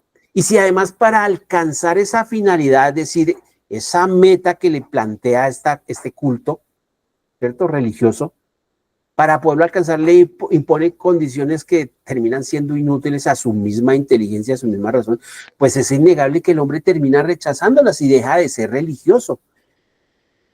Se aleja de lo espiritual. Entonces, ¿qué le queda? ¿El materialismo o el panteísmo? ¿Cierto? Y le va a parecer el panteísmo más, inclusive la teoría del todo universal le va a parecer más lógica, más racional. Y por lo menos siente que allí se puede entrar y discutir entre todos los panteístas, ¿cierto? O entre los materialistas se puede discutir. Pero si se va a un culto religioso donde no se admite la discusión, donde se impone una fe ciega, unos dogmas que son inamovibles, que no se pueden de pronto analizarlos a través de la lógica y de la razón, pues el hombre prefiere ese falso raciocinio que le da el panteísmo o que le da inclusive hasta el mismo nihilismo, ¿cierto? Los prefiere a razonar, a dejar de razonar. Así sepa que ese razonar es falso, dice aquí el maestro Allan Kardec. Pero si a estos seres humanos se les presenta un porvenir con condiciones lógicas, dignos de grandeza, de la justicia y de la infinita bondad de Dios, pues obviamente que va a dejar el materialismo y el panteísmo a un lado y se va a hacer adepto a ese nuevo postulado que se le está planteando. ¿Por qué? Porque lo va a admitir y va a saber que no va a encontrar algo nada mejor que esto. Entonces aquí tenemos este nuevo postulado, este nuevo planteamiento, que es la doctrina del espiritismo, que se viene a constituir como la mejor alternativa para el ser humano. Y ya aquí ya está perfilando en este primer capítulo del porvenir y la nada del maestro Allan Kardec, viene a plantear por qué el espiritismo se constituye en esa mejor alternativa para nosotros. ¿Por qué? Porque el espiritismo nos da algo mucho mejor, que es bien acogido y que inclusive se acoge en una forma fervorosa. Y quienes acogen al espiritismo, ¿cierto? Los libra de ese tormento, ¿cierto? Y de esa punzante incertidumbre de la duda que no encuentran ni en las creencias ni en las filosofías vulgares que lo buscan. Tiene a su favor la lógica del raciocinio y la sanción de los hechos. Y por esto al espiritismo se le combatió y se le ha combatido desde sus inicios. Inclusive en la actualidad existen detractores. Unos que lo combaten abiertamente y otros que lo combaten inclusive hasta desde adentro, que se dicen ser espíritas, se hacen espíritas para entrar y empezar a destruirlo calladamente. Pero así, dice Allan Kardec, lo han combatido inútilmente. ¿Listo? Entonces, el espiritismo que nos viene a traer la doctrina, la ciencia y la filosofía. Y bien, queridos hermanos, de esta manera llegamos a la última parte, que es nuestras conclusiones. Estas conclusiones a las que llegó el maestro Allan Kardec, donde él plantea 3 conclusiones principales e importantes, y dice aquí Allan Kardec, el hombre tiene instintivamente la creencia en el porvenir, pero no teniendo hasta hoy ninguna base cierta para definirlo, su imaginación ha forjado sistemas. O sea, ¿de dónde surgió el panteísmo? ¿De dónde surgió la teoría o la doctrina del todo universal? Inclusive el nihilismo surgió en la imaginación del hombre. A no tener nada mejor, pues recurrió a crearse esos sistemas como para tratar de satisfacer y darle una base sólida a su entendimiento, ¿cierto?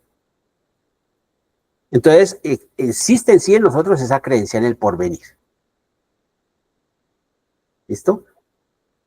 Y la segunda conclusión a la que llega aquí el maestro Allan Kardec dice, no siendo la doctrina espiritista sobre el porvenir una obra de imaginación más o menos ingeniosamente expresada, y si el resultado de la observación de los hechos materiales, así como surgió la doctrina espírita, ¿cierto? La observación del fenómeno de las mesas danzantes, de las mesas giratorias, y de cuestionarse qué había detrás de ese fenómeno. Así surgió esta doctrina, en algo tan sencillo como un simple mueble, un instrumento que está en todas las casas y que sirve para múltiples situaciones del ser humano. De ahí surgió toda una doctrina que vino a abrir un amplio horizonte a nosotros los seres humanos. Entonces dice aquí Allan Kardec, la observación de los hechos materiales que se desarrollan hoy a nuestra vista, porque tanto en la época de Allan Kardec como inclusive en la actualidad, vamos a ver que los fenómenos siguen siendo los mismos, no han cambiado. Por eso se dice que es una ciencia, ¿cierto? Esta doctrina espiritista reunirá, como ya lo hace, las opiniones divergentes o flotantes y traerá poco a poco y por la fuerza natural de las cosas la unidad de creencias sobre este punto, es decir, el porvenir de los seres humanos. Y esta creencia no tendrá por base una hipótesis, sino ya una teoría, una certeza. Y llegamos a la tercera conclusión y dice la unificación. ¿Cuál unificación? Pues de todas las partes de la sociedad, de estos cultos religiosos, ¿cierto? Entonces dice Allan Kardec, la unificación hecha en lo relativo a la suerte de las almas será el primer punto de contacto entre los diferentes cultos. A medida que todas las religiones, judaísmo, el cristianismo, el islamismo, el budismo, etcétera, etcétera, etcétera, acepten lo relativo a la suerte de las almas, este será el primer punto de contacto, ¿cierto? Para que se dé un paso inmenso hacia la tolerancia religiosa. Y ustedes van en el transcurso de este curso, o sea, lo que sigue después de este curso del libro del cielo y el infierno, que es inmediatamente el libro del Génesis, los milagros y las predicciones del Evangelio, ustedes van a notar allí en este libro del Génesis cómo se plantea esta unión y los espíritus superiores que vienen a ratificar todo este pensamiento de Allan Kardec. Los espíritus plantean cómo en el futuro existirá una sola religión, una religión universal en el planeta Tierra. Y es una religión científica. ¿Usted cómo? Sí, una religión científica, queridos hermanos. Porque finalmente la ciencia y la religión se van a hermanar, van a confraternizar. Entonces, por eso decía aquí el maestro Allan Kardec, se dará un paso inmenso hacia la tolerancia religiosa primero y más tarde hacia la fusión. ¿Cuál es esa fusión? Esa religión universal que va a imperar en el planeta Tierra. Es decir, las doctrinas o las sectas seguirán existiendo, igual en cada país.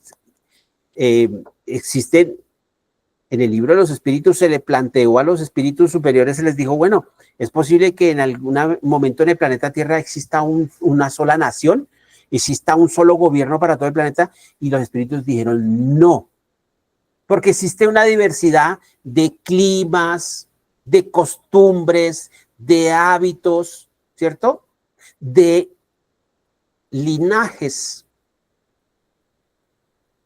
en cuanto digámoslo así, en cuanto a la raza de los seres humanos, que es imposible que pueda existir una sola nación en el planeta Tierra.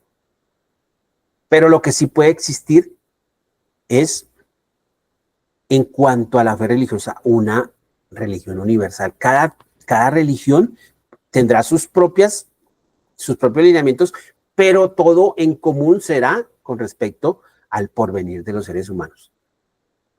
Esas penas y esos goces futuros, habrá un consenso general y una aceptación por todos los seres humanos. Esto es lo que nos prometen, queridos hermanos, los espíritus superiores. Hacia allá nos lleva la doctrina espírita, de la cual hoy en día nosotros nos constituimos como sus adeptos y sus divulgadores, digámoslo así. Bien, queridos hermanos, hasta aquí ha sido la clase el día de hoy. Quiero agradecerles a todos ustedes por su tiempo, por su atención. Si alguno de ustedes tiene alguna inquietud, pregunta, antes de cerrar, con mucho gusto los escucho.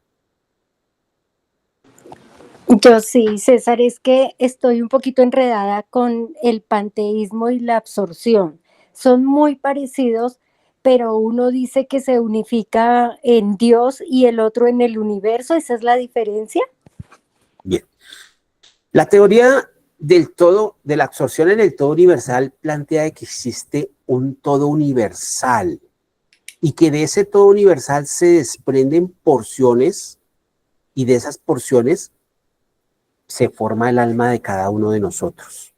Es decir, existe un alma antes del cuerpo físico y esa alma es la que nos da, la que le da vida al cuerpo físico y permite que el cuerpo físico pueda manifestar alegría, tristeza, llanto, ¿cierto? Risa, placer, dolor, bueno, todas las manifestaciones, los sentimientos y emociones que cada uno de nosotros manifiesta como almas, digámoslo así.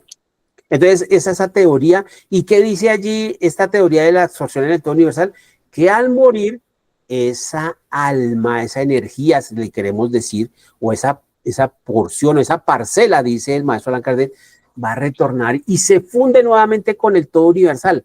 Pero ellos no están diciendo que ese todo universal sea Dios, solamente que existe ese todo universal nada más. ¿Listo? Mientras que el panteísmo, por su parte, el panteísmo que viene a plantear, el panteísmo viene a decir que existe ese todo universal, que es el mismo universo, y que todas las cosas materiales son Dios, incluyendo nosotros mismos, y que de ese todo universal viene esa alma y hace parte de nosotros, y que igual al morir, esa alma se vuelve a fundir con el todo universal. Digamos así que en ese aspecto son muy similares, solo que para el panteísmo, tanto lo material como lo espiritual es Dios. Ahí está la diferencia entre estas dos doctrinas. Entonces dice Allan Kardec, es peor el mismo panteísmo, ¿por qué? Porque entonces, si todo, inclusive el cuerpo físico es Dios, ¿cierto? Entonces, ¿por qué existen personas que se enferman? Y las almas, ¿por qué existen almas tan divergentes unas de las otras? ¿Cierto? Entonces, ahí están las objeciones que se plantea con estas doctrinas desde ese punto de vista. Entonces, son muy similares en el trasfondo, pero para los panteístas, tanto la parte material como la parte espiritual hacen parte de la divinidad. Inclusive ese todo universal de la teoría de la absorción en el todo universal es Dios para los panteístas. ¿Listo? Bueno, ¿alguien más Sí, tiene señor, alguna? gracias. Con mucho gusto. No, no, señor, era un comentario ya sobre el final que ahorita cuando decías que una sola religión, pensaba, digamos, en el interés que ha tenido la cienciología, ¿no? En ir teniendo un sistema de control de las otras religiones y de ir unificando el pensamiento. Entonces me preguntaba qué diría la doctrina frente a ese tema. Es eso, Bueno, hermano. sí. Estos son pequeños pasos que se van dando y que con el tiempo, digámoslo así, se van a ir haciendo cada vez más extensos en la sociedad. Entonces, hay una parte de estos cienciólogos que, pues ellos, digámoslo así, toman todas estas partes de las religiones y han tratado de unificar. A eso mismo confluye estas teorías y cuando ustedes vean más adelante el libro del Génesis, ahí se van a dar, se va a plantear todo ese cambio que viene para el planeta Tierra, porque o sea, es decir, nada está estático en el universo. Nuestro planeta no es estático tampoco. El planeta tuvo un origen, una creación, ha tenido un periodo en el cual él ido progresando, está, digámoslo así, en un periodo de adultez, pero el planeta tiene que seguir progresando. Las diferentes culturas que han estado en el planeta Tierra, que han a lo largo de la historia, han pasado diferentes civilizaciones, han aportado a ese nivel del progreso. Inclusive nuestra sociedad moderna, nuestra civilización moderna, está en un estatus que no se puede quedar estacionada, sino va a seguir evolucionando. Entonces el planeta Tierra tiene que ascender, tiene que pasar a un grado superior. Entonces en este momento nosotros sabemos que el planeta Tierra es un mundo de expiación y de pruebas. ¿Cuál es el siguiente paso para el planeta Tierra? Pasar a ser un mundo de regeneración, es decir, que sus habitantes, que en este momento en un alto porcentaje son espíritus que pertenecen al tercer orden, es decir, son espíritus inferiores en un alto porcentaje, Y yo digo, siempre coloco estos porcentajes, digo, y obviamente son pensamientos míos, yo no me estoy basando en ninguna estadísticas, es un cálculo propio que yo hago, puede ser que esté desfasado, pero yo considero que mirando, obviamente observando el nivel en el que se encuentra, el estado en que se encuentra nuestra sociedad moderna, la pérdida de valores, la delincuencia, un sinnúmero de problemas que hacen que el tejido social se haya descompuesto hasta el punto en que está hoy, que podemos deducir que en gran parte muchos de los espíritus que estamos habitando en el planeta Tierra, que en este momento están reencarnados, y gran parte de los que están desencarnados, obviamente, pertenecen a ese tercer orden. Entonces, ¿cuál es lo que va a suceder? El planeta Tierra tiene que ascender a ser un mundo de regeneración y pruebas. Va a haber una separación, eso se va a estudiar con suficiente profundidad en el libro del Génesis, y en esa separación, que esa la predijo el Maestro Jesús. Él anunció, dejó de anunciar esa separación. Va a haber una migración planetaria, de aquí del planeta Tierra van a emigrar estos espíritus que se les ha dado la oportunidad de reencarnar en las últimas décadas y no han querido progresar, no han querido, digamos así, modular su vida a los principios evangélicos, los principios que enseñó nuestro maestro, el Maestro Jesús de Nazaret. No se han querido ajustar a esa vida crística, pues van a tener que ser exiliados. Es la consecuencia principal para estos espíritus, ser sacados del planeta Tierra, y los que logren clasificar y quedar en el planeta Tierra junto con otros espíritus que van a ser traídos y que ya están llegando aquí al planeta Tierra en pequeñas cantidades, pero que ya están llegando aquí y están tomando el lugar de los que han ido desencarnando, pues va a hacer que la sociedad cada vez cambie. Entonces, Allan Kardec pone allí un ejemplo muy particular, que ahorita me viene a la memoria, en el libro del Génesis, y dice, él pone el ejemplo de un batallón. Entonces dice, es un batallón de un ejército conformado por soldados, y ese ejército, estos integrantes de este batallón, la mayoría de estos soldados son soldados supremamente violentos, agresivos, maliciosos, ¿cierto? Están llenos de mañas, de pronto se roban las cosas de sus compañeros, no cumplen las reglas como es debido. Inclusive los mismos directivos del batallón, desde el general hacia abajo, los tenientes y los sargentos han impuesto reglas y castigos fuertes, pero ni aún así estos soldados digamos así, respetan esa autoridad y cumplen esas exigencias, esas leyes impuestas al interior del batallón, ¿cierto? Entonces, llega un momento en que esto se hace crítico y los pocos soldados buenos que hayan dentro de ese batallón, los otros como los otros son la mayoría en ese momento, pues los señalan, se les burlan, se les ríen. Entonces, esos soldados que son en minoría, pues les toca quedar calladitos, porque si no, pues pueden llevar la peor parte de esa convivencia al interior del batallón. Pero dice aquí Allan Kardec que si se toma la determinación por parte de las directivas del batallón, viene la orden desde arriba, desde el general, y se da la orden de que estos soldados vayan saliendo de a uno, de a dos, de a tres, ¿cierto? Y esos lugares van a ser ocupados con soldados que se van a traer de otro regimiento, de otro batallón, soldados más calificados, más preparados, más responsables, ¿cierto? Con una mejor instrucción y una mejor preparación en la parte militar. Entonces van a ir ocupando esos lugares hasta que va a llegar el momento en que el día menos pesado digan, bueno, vamos a sacar de aquí a todos los soldados que se hace un examen general, una revisión general, y los soldados que no se ajustaron, digamos así, en ese juicio final se van a sacar en un gran número y se van a traer otros soldados. Con el tiempo, el batallón viene a ser totalmente diferente. Eso es lo que está sucediendo en el planeta Tierra. Ya hay unos seres humanos que han desencarnado y ya no se les permite reencarnar nuevamente.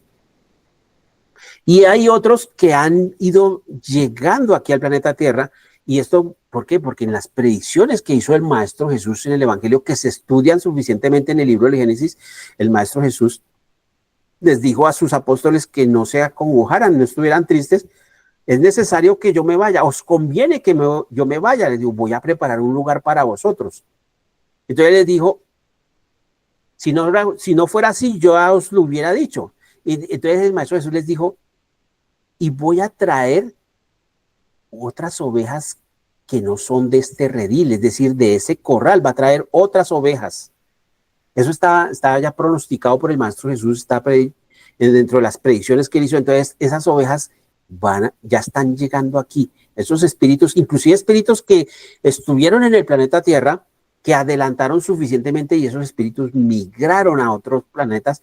Y cuando son convocados allí, les dicen, oiga, mire, ¿quién quiere volver al planeta Tierra que se necesita un trabajo para hacer? Ellos levantan rápido la mano y dicen, yo quiero volver porque yo estuve allá y yo conozco la Tierra y amo la Tierra.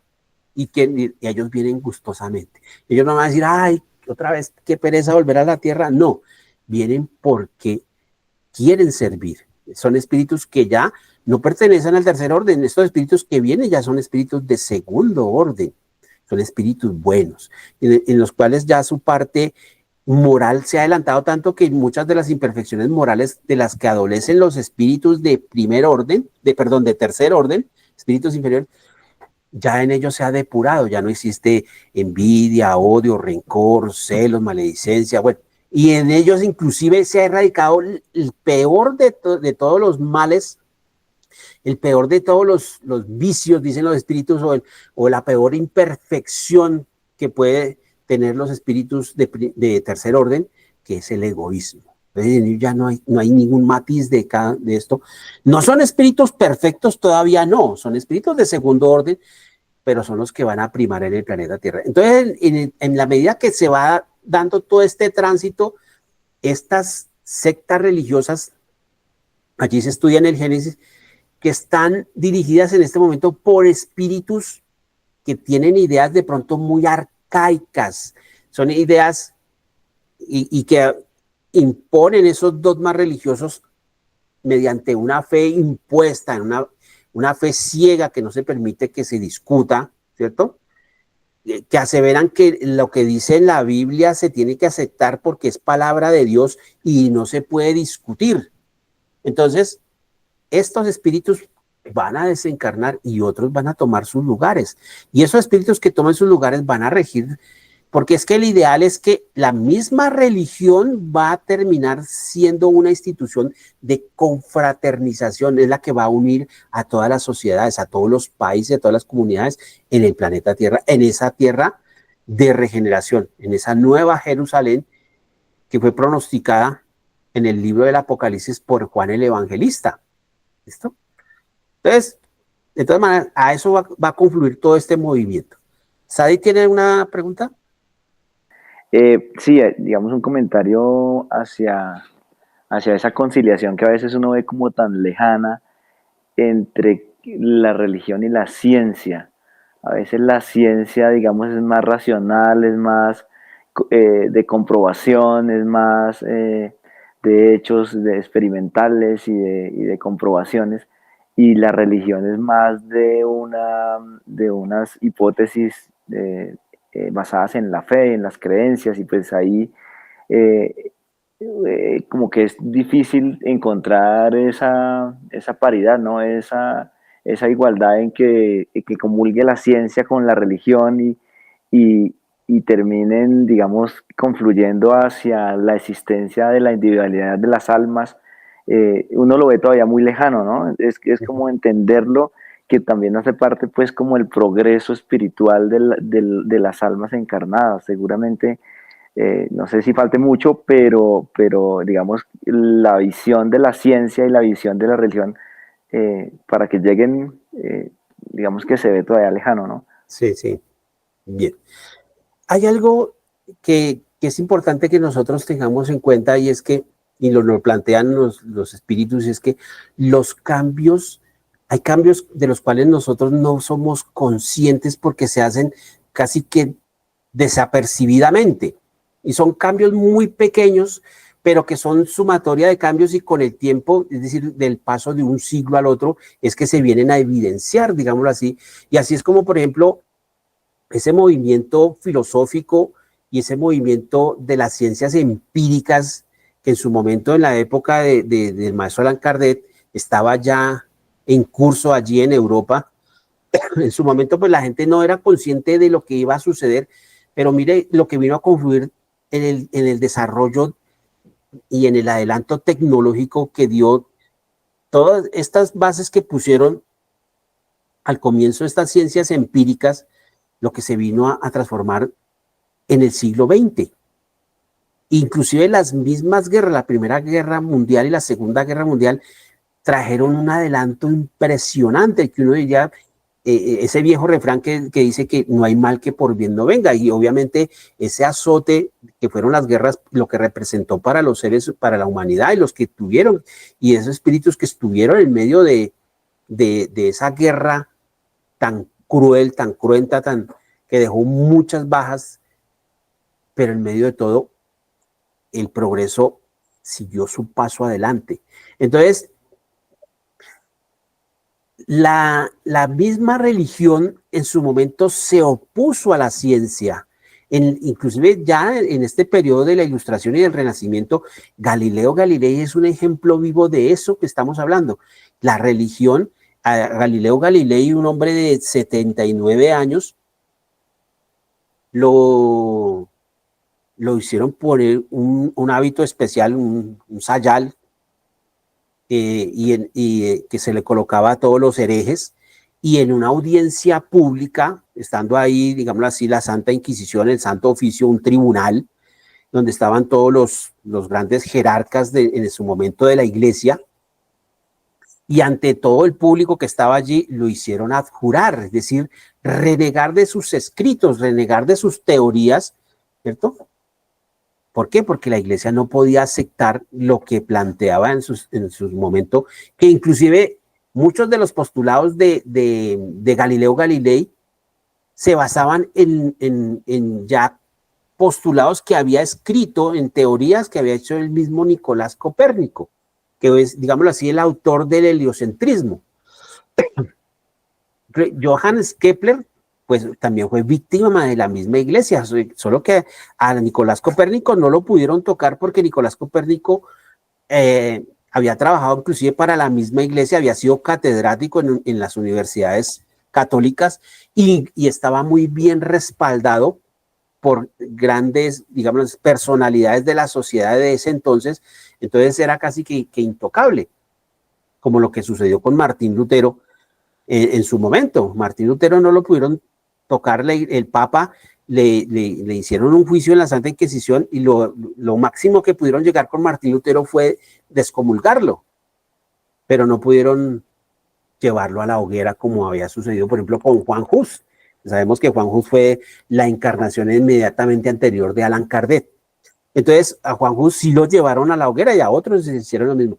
¿Qué pasó con Galileo Galilei? No lo pudieron llevar, pero sí lo confinaron a que él no podía escribir más, le dieron arresto domiciliario y era hasta que él muriera. Y le pusieron ahí una guardia específica del Vaticano para controlar que ni él hiciera escritos ni pudiera tener intercambio de correo con ninguna otra científico, ninguna otra personalidad en la Europa de ese entonces.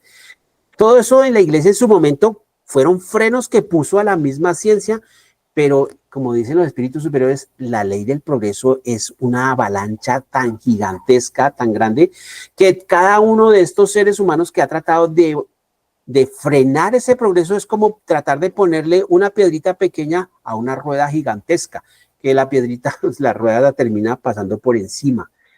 Entonces, esa avalancha del progreso, yo ponía el ejemplo que aquí en nuestro país sucedió. Aquí en los años 50, cuando llegó la televisión, habían sacerdotes por allá en los pueblitos más lejanos que prohibían, porque decían que eso era una caja del demonio. Entonces la misma religión se oponía al progreso. Entonces, con el tiempo, la misma religión tuvo que, digámoslo así, decirle a la ciencia, hagámonos pasito. Porque ante los hechos positivos, ante los hechos que están allí irrecusables, pues era ilógico que siguiera tratando de ponerse en contra de estas teorías que ya habían sido suficientemente probadas una y otra vez a través del método experimental, del método científico. Entonces la religión, le tocó hacerse a un ladito, ¿sí? Y no tratar de campear en esos terrenos. Pero la religión, obviamente, ha perdido campo digámoslo así, en la sociedad, ya no tiene esa, y a eso es lo que refería en este capítulo el maestro Allan Kardec, el problema de las religiones. Y entonces es que el problema de la religión es que si hubiera seguido el transcurso natural de la evolución de los seres humanos, ¿cierto? Y a hermanarse con la tecnología, hermanarse con la ciencia, pues ha tratado de ponerse en contra, pero con el tiempo ha tenido que ir cediendo el terreno. Para nosotros ahorita de pronto es imperceptible, pero lo que dicen los espíritus es que, por ejemplo, esos jerarcas que hoy en día son tan acérrimos, van a desencarnar tarde que temprano, y estos espíritus, inclusive muchos de ellos nos dicen estos espíritus, van a desencarnar y muchos de ellos son confrontados con sus mismas teorías y cambian de parecer y dicen, no, deme la oportunidad para volver y rectificar las cosas. Entonces muchos de ellos ya han vuelto a reencarnar, estos espíritus de pronto empedernidos o endurecidos de hace 2 o 3 siglos atrás, han reencarnado, ahorita ya vienen con nuevas disposiciones, nuevos, porque recuerden ustedes, queridos hermanos, que el espíritu no solamente adelanta aquí en el plano físico, también en el plano espiritual, en ese espacio entre vidas, el espíritu también aprende y toma decisiones trascendentales para su nueva existencia. Entonces muchos vienen con nuevos propósitos, y sumado esto a los que están llegando, que vienen de otros planetas, que se han ido sumando, de pronto ahorita, inclusive en el libro del Génesis nos dicen que estos cambios no se van a dar así tan fácil. Lo que está planteando aquí Sadid, que dice que se ve muy lejos, que está muy difícil, que haya un consenso, que, digamos así, sentémonos a hablar y lleguemos a un acuerdo, a un consenso en común, tanto la religión como la ciencia, es decir, el cuerpo religioso, los grandes jerarcas de las religiones y la grande comunidad de científicos que lleguen a, digamos, confluir y a unificar teorías y a unificar esos dogmas que se hermanen con las teorías científicas. Lo veo uno difícil y lejos, más no es imposible. Entonces, estos cambios se van a ir dando poco a poco. Pero dicen los espíritus superiores, estos cambios no se van a dar así como así. Va a haber luchas, van a haber, digámoslo así, no va a ser fácil. ¿Qué va a suceder? Y eso, de hecho, perdón, el Maestro Jesús lo predijo. Se levantará nación contra nación, habrán guerras, habrán terremotos, hambrunas, sequías, pestes o epidemias, ¿cierto? Todo eso. Parte de eso, estos cambios no se van a dar tan fácilmente. Va a haber una lucha. Y esa lucha no es solamente con armas, sino van a ser luchas ideológicas. Entonces, esto es necesario que suceda antes de que venga ese cambio trascendental. Y todo eso es necesario para que se despierte el grueso de la población, porque cuando se levantan estos movimientos, miren ustedes, por ejemplo, lo que está sucediendo ahorita en el Medio Oriente. Ahí, yo les he dicho a ustedes, hay una guerra, el trasfondo es económico, pero ahí se está poniendo sobre la mesa un tema religioso, que es el que está en el ambiente. Entonces, que palestinos contra israelíes, entonces está el Islam contra el judaísmo, queridos hermanos. Y ahí flota en el ambiente también el cristianismo y también flota la Iglesia Católica. Pero el trasfondo obviamente es económico, sí, pero religioso también. Entonces, todos estos cambios no se van a dar sin que haya una oposición por parte de estos espíritus. Entonces, aquí en el libro del Génesis se nos hablan de 2 generaciones totalmente diferentes. Y es una generación que se está yendo y una generación que está llegando. Es ese batallón que yo les decía. Entonces, a medida que se van yendo los soldados malos, bueno, los van sacando de a 1, de a 2, de a 3, de a 10, de a 20, van llegando otros de otro regimiento, un regimiento más adelantado, y entonces Se van 2 soldados y llegan otros 2, entonces la mayoría de los soldados del batallón no se dan cuenta. Dicen, oiga, pero esto no cambia. Y los poquitos que hay ahí dicen, yo quisiera que esto ya, pero el batallón fuera mejor, ¿cierto?